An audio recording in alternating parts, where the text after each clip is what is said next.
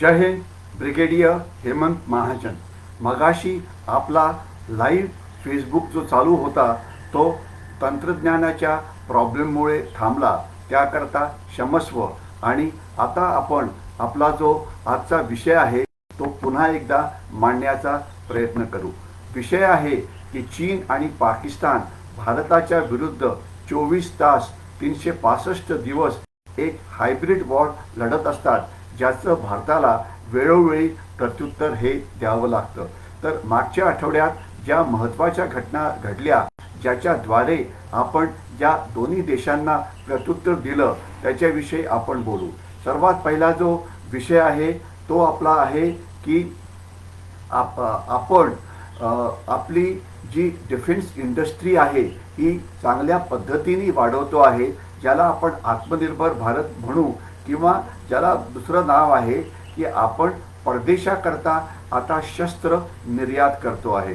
आपल्याला कल्पना आहे की 13,000 कोटी रुपयाची शस्त्र आपण अनेक राष्ट्रांना निर्यात केलेली आहे.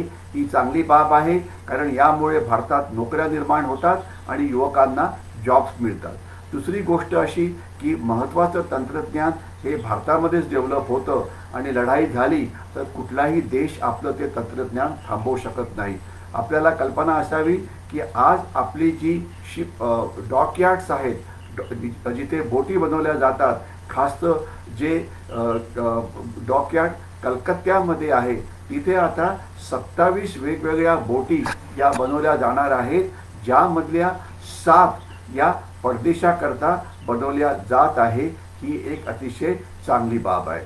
दुसरी महत्त्वाची घटना अशी की आपण एक अत्याधुनिक ड्रोन हे विकत घेतो आहे अमेरिकेकडून. आपल्याला कल्पना आहे की एक प्रिडेटर नावाचं ड्रोन आहे जे अमेरिकेकडे आहे, आणि अमेरिका ही ड्रोनची महाशक्ती आहे. आणि हे ड्रोन म्हणजे काय असतं? ड्रोन म्हणजे असं विमान की जे बिना पायलटचं चालतं. हे किती सामान घेऊन जाऊ शकतं? 5 किलोपासून 2,000-3,000 किलोपर्यंत. याच्यावरती शस्त्र लावले असू शकतात, याच्यावरती कॅमेरेज लावले जाऊ शकतात, वगैरे वगैरे. तर हे सगळं असल्यामुळे यांची क्षमता ही जे हेलिकॉप्टर्स असतात किंवा जी फायटर एअरक्राफ्ट असतात त्याच्या तोडीची झालेली आहे, परंतु अत्यंत कमी किमतीमध्ये. तर आता आपण ही ड्रोन्स विकत घेणार आहे. ही काही भारतात बनवली जातील, ज्यामुळे सीमेवरती लक्ष ठेवण्याकरता आपल्याला या ड्रोनचा मोठा फायदा होईल. मग ती भारत चीन सीमा असो की भारत पाकिस्तान सीमा. याच्याशिवाय आपण एक पुढचं मुद्दा घेऊया. आपल्याला कल्पना असेल की काही दिवसापूर्वी रशियाची गुप्तहेर संस्था FSB यांनी सांगितलं की त्यांनी एक आयसिसचा दहशतवादी पकडला आहे, जो भारतामध्ये दहशतवादी हल्ला करण्याकरता येणार होता. अर्थात ही चांगली बाब आहे. अशा राष्ट्रांशी आपण आपली गुप्तहेर माहितीचं आदानप्रदान करायची जी आपली क्षमता आहे ती वाढवायला पाहिजे, कारण रशिया हा आपला एक मित्र आहे. आणि महत्त्वाचं असं आहे की काही आंतरराष्ट्रीय दहशतवादी संघटना, अल कायदा असो की ISIS असो, त्यांनी भारतामध्ये अनेक वेळा दहशतवादी कृत्य करण्याचा प्रयत्न केलेला आहे, परंतु तो आपण अतिशय यशस्वीरित्या हाणून पाडलेला आहे. म्हणजे दहशतवाद्यांचा कुठलाही हल्ला होण्याच्या आधी जर आपण त्यांना पकडू शकलो तर ते जास्त चांगलं राहील, कारण यामुळे आपली माणसं मारली जाणार नाहीत किंवा आपलं आर्थिक नुकसान हे होणार नाही.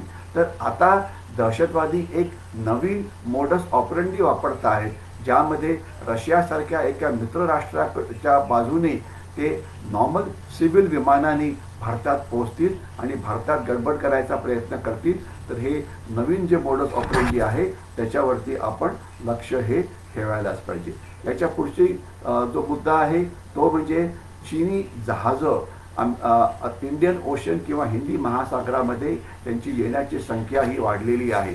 आता जर आपल्याला हिंदी महासागरामध्ये जे चीनी जहाजं आहेत त्यांच्यावरती लक्ष ठेवायचं असेल तर ते एकट्या भारताला शक्य होणार नाही, कारण महासागर हा प्रचंड आहे आणि कुठलंही पेट्रोलिंग करण्याकरता, गस्त घालण्याकरता पैसा हा खर्च करावा लागतो.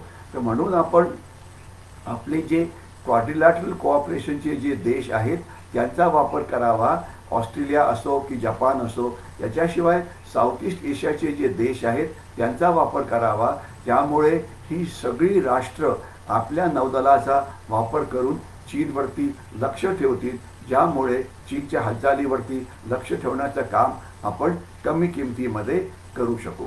याचे पुढचे मुद्दे आहेत की चीन जे हायब्रिड वॉर लढतो आहे, काहीतरी त्यांची नवीन नवीन पद्धत दर आठवड्याला आपल्या समोर येते. आता नवीन असं आलेलं आहे की आजकाल लहान मुलांमध्ये व्हिडिओ गेम्स हे अतिशय पॉप्युलर असतात. व्हिडिओ गेमविषयी जास्त बोलण्याची गरज नाही, आपण बहुतेक जण व्हिडिओ गेम्स हे खेळलेले असतील. तर आता या व्हिडिओ गेम्समध्ये चीन व्हिडिओ गेम्स आपले टिकटॉक असो की इतर ठिकाणचे ते दाखवतो आपल्याला, आणि तिथून तो आपली माहिती चोरण्याचा प्रयत्न करतो, आपला प्रोपोगंडा म्हणजे दुष्प्रचार करण्याचा प्रयत्न करतो. हे दाखवलं जातं की चीन हे फार चांगलं राष्ट्र आहे आणि भारत हे एक खराब देश आहे. तर म्हणून पालक जे असतात मुलांचे, जे त्यांना व्हिडिओ गेम्स खेळू देतात, त्यांनी एक महत्त्वाची गोष्ट लक्षात ठेवायला पाहिजे, ती म्हणजे कुठल्याही चीनी ॲपचा वापर करू नका, कुठल्याही चीनी व्हिडिओ गेमचा वापर करू नका, कारण ते आपल्या देशाकरता घातक आहे. याच्या पुढची जी बातमी आहे ती आहे चीन अनेक राष्ट्रांना शस्त्र विकतो आहे. आपण पण विकतो आहे, परंतु चीन आपल्यापेक्षा कितीतरी जास्त पटीने शस्त्र विकतो आहे. असं म्हटलं जातं की 38 राष्ट्रांना चीननी शस्त्र विकली, ज्यामुळे चीनचा त्यांच्यावरती असलेला दबाव हा वाढलेला आहे. आणि याच्याशिवाय चीन अनेक ठिकाणी आपल्या प्रायव्हेट आर्मीज तिथे पाठवतो आहे. म्हणजे तिथे चीनचा कारखाना आहे, चीनचे रस्ते आहे, तर त्याचं रक्षण करण्याकरता चीन आपल्या प्रायव्हेट आर्मीजना तिथे पाठवतो आहे. कारण चीनचा पाकिस्तान असो की इतर राष्ट्र त्यांच्यावरती त्यांचा विश्वास नाही, म्हणून ते स्वतःचे सैनिक प्रायव्हेट आर्मीच्या नावाखाली तिथे पाठवतात. तर याच्यावरती आपण लक्ष हे ठेवायलाच पाहिजे. आता सध्या युक्रेनचं युद्ध सुरू आहे आणि युक्रेनच्या युद्धामध्ये एक अतिशय इंटरेस्टिंग बातमी समोर आली, ती म्हणजे रशिया युद्ध तर सुरू आहे, परंतु रशियाला अनेक युरोपियन राष्ट्रांच्या सीमा या लागलेल्या आहेत. तर आता युरोपियन राष्ट्रांनी केलं असं की त्यांनी आपल्या सीमेवरती रशियन सैन्याला थोपवून ठेवण्याकरता तिथे आता त्या युरोपियन राष्ट्रांचं सैन्य हे तैनात केलेलं आहे. यामुळे होतं काय, यामुळे रशियाला टू फ्रंटवरती लढाई ही करावी लागते. म्हणजे ते केवळ आपलं सैन्य फक्त युक्रेनच्या विरोधात आणू शकत नाही, ज्या इतर सीमा त्यांच्या ज्या युरोपला लागलेल्या आहेत तिथे त्यांना आपलं सैन्य हे आणावं लागतं आहे. याला 2 फ्रंट वॉर किंवा 2.5 फ्रंट वॉर असं म्हटलं जातं. आता युरोपकडनं हे शिकून आपण हे चीनच्या विरोधात करू शकतो का? कारण अनेक वेळा म्हटलं जातं की आपण जर आपलं चीनशी युद्ध झालं तर पाकिस्तान पण त्यांना मदत करेल आणि त्याच वेळेला नक्षलवादी, माओवादी, डावे दहशतवादी हे त्यांना मदत करतील वगैरे. परंतु हेच अशाच प्रकारचं प्रत्युत्तर आपण चीनला देऊ शकतो का? तर त्याचं थोडक्यात उत्तर आहे हो. आपण तिबेटियन लोकांचा वापर करून तिबेटमध्ये चीनला थांबवू शकतो. शिनझियांगचे लोक चीनच्या विरोधात आहे, त्यांचा वापर केला जाऊ शकतो. मंगोलियासुद्धा चीनच्या विरोधात आहे, तैवानसुद्धा चीनच्या विरोधात आहे, व्हिएटनामसुद्धा चीनच्या विरोधात आहे आणि बहुतेक साऊथ ईस्ट एशियातले देश हे चीनच्या विरोधात आहे. त्यांची मदत घेऊन आपण त्या राष्ट्रांच्या बरोबर त्या राष्ट्रांना जर बरोबर घेतलं तर चीनचं सैन्य वेगवेगळ्या सीमांवरती वेगवेगळ्या समुद्रामध्ये डिव्हाइड होईल, ज्यामुळे त्यांना जास्त सैन्य भारताच्या विरोधामध्ये पुढे आणता येणार नाही. तर चीनला आपण अशा प्रकारचं टू फ्रंट वॉर लढायला भाग पडायला पाहिजे. अजून पुढची महत्त्वाची बातमी अशी आहे की ज्याकरता आपल्याला आपल्या पोलिसांचं आणि आपले जी नॅशनल इन्व्हेस्टिगेशन एजन्सीज आणि ज्या इंटेलिजन्स एजन्सीज आहे यांचं कौतुक करायला पाहिजे. ते म्हणजे आपल्या या सुरक्षा व्यवस्थांनी जवळजवळ 100 असे चीनी लोन देणारे ॲप्स शोधून काढले की जे भारतीयांचे पैसे लुटत होते. खोटी आश्वासनं देऊन ते पैसे लुटत होते आणि त्यांच्याकडे अनेक मॅलिशियस अशी ॲप्स वगैरे होती, तिथनं व्हायरस यायचा, ते आपली माहिती चोरायचे वगैरे वगैरे.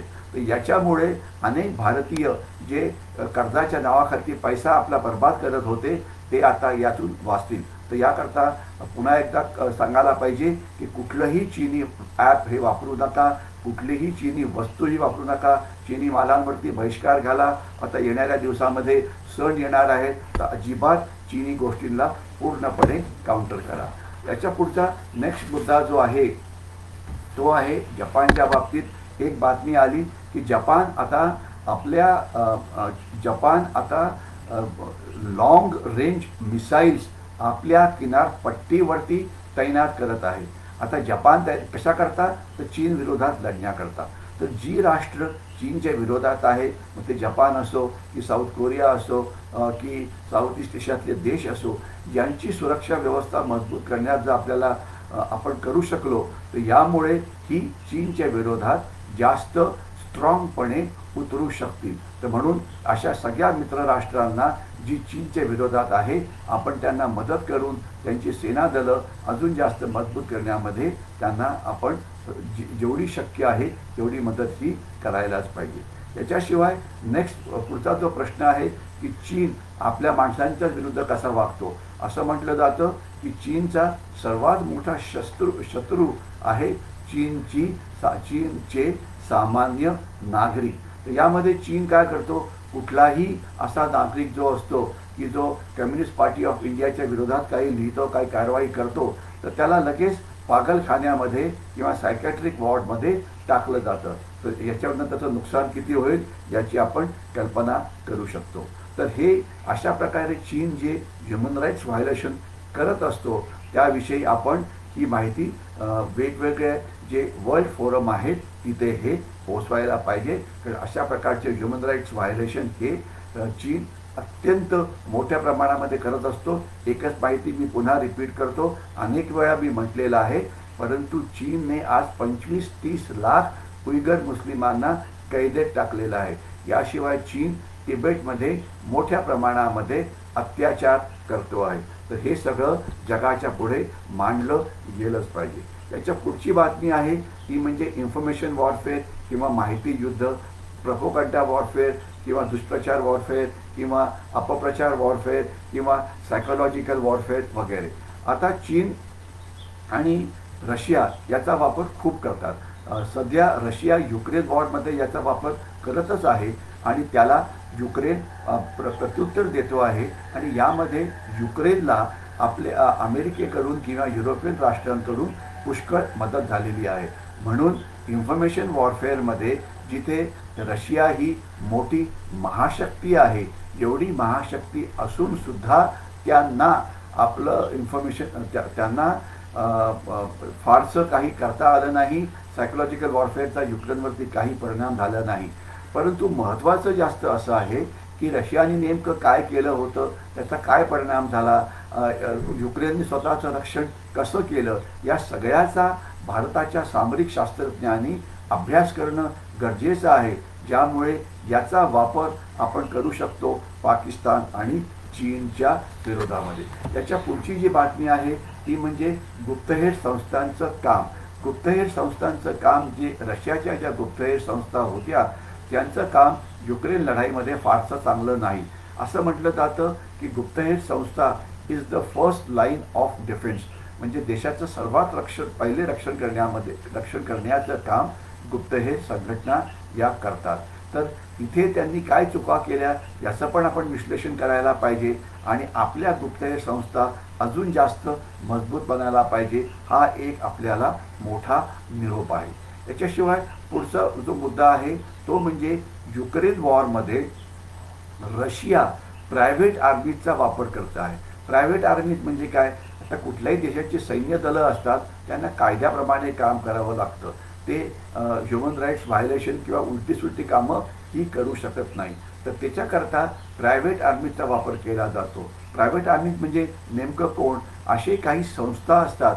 रशियामध्ये वॅगनार आर्मी नावाची संस्था आहे की ज्याच्यामध्ये रिटायर्ड झालेले सैनिकी अधिकारी आणि सैनिकी जवान असतात आणि मग त्यांना वेगवेगळी कामं दिली जातात. उदाहरणार्थ एखादं काम गुप्तहेर माहिती काढणं, दुसरं काम एखाद्या मोठ्या नेत्याला मारणं, तिसरं काम कुठल्याही भागामध्ये जाऊन त्या नागरिकांचा उठाव करणं, चौथं काम आपल्या गोष्टींचा आपल्या साधनांचा संरक्षण करणं, अशी अनेक कामं असतात. पाचवं कुठल्या तरी सैनिकी अड्ड्यावरती हल्ला करणं. सहावं काम त्या माणसांमध्ये मिसळून काहीतरी घातपाताची कामं करणं वगैरे वगैरे. तर यामध्ये वॅगनर आर्मी जी रशियाची प्रायव्हेट आर्मी आहे हे चांगलं काम करते आहे असं वृत्त हे रशियाच्या वर्तमानपत्रामध्ये आलं आहे, रशियाच्या वर्तमानपत्रामध्ये आलेलं आहे. तर त्याच्यामुळे आपण सुद्धा याचा अभ्यास आणि विश्लेषण करायला पाहिजे की रशियाने ज्या पद्धतीने प्रायव्हेट आर्मीचा वापर केला तर त्याचा वापर त्याच्यापासून आपण काय शिकू शकतो आणि तो वापर आपण पाकिस्तान किंवा चीनच्या संबंधात करू शकतो का. याला अनेक स्कोप आहे, अनेक गोष्टी आपण करू शकतो, परंतु याकरता भारताला नेमकं काय करायचं आहे, त्यांची क्षमता काय आहे याच्यावरती अवलंबून राहील. आणि आपण पाकिस्तानमधले जे असंतुष्ट गट आहेत म्हणजे बलुचिस्तान लिबरेशन आर्मी त्यांची मदत घेऊ शकतो किंवा तेहरीक तालिबान पाकिस्तान यांची मदत घेऊ शकतो. तशाच प्रकारे तिबेटच्या काही संस्था, मंगोलियाच्या काही संस्था त्यांची मदत घेऊ शकतो. तर याचा वापर हा आपण नक्की करायलाच पाहिजे. याच्या पुढची जी बातमी आहे ही अतिशय मजेदार आहे, अतिशय गमतीदार आहे.